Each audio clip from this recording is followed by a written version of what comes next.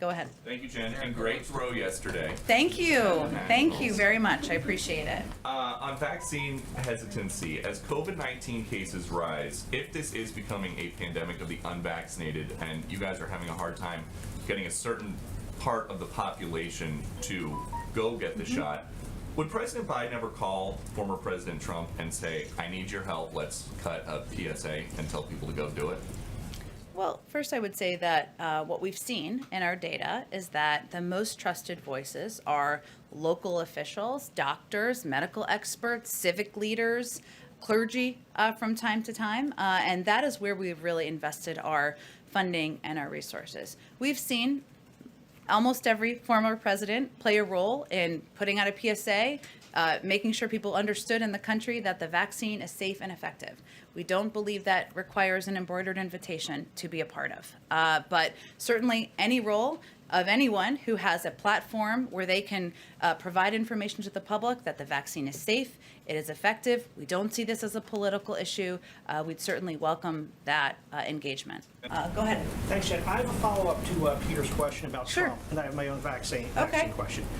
In my follow-up, even if the administration doesn't partner with the former president, would it consider highlighting or acknowledging in a greater way his role in creating the vaccines to assure the rural voters who still support President Trump but are hesitant to get the vaccine? Well, I think do you have data to suggest that that's the issue that's preventing people from getting vaccinated? Well, we're seeing that the communities that have the lowest vaccination rates did seem to vote for President Trump.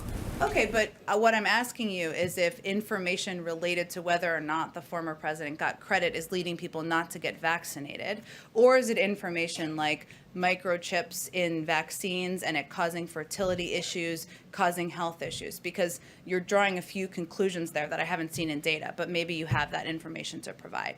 No, but I think I think it's an issue. I mean, I think it's a common sense that these are people who've supported him. These are people who are hesitant to get vaccinated. I don't think it takes a lot to draw the conclusion. Well, let me be very clear. Our objective is to ensure all Americans will get vaccinated. That would be, of course, we'd love that. Democrats, Republicans, independents, it's not a political issue to us. The virus does not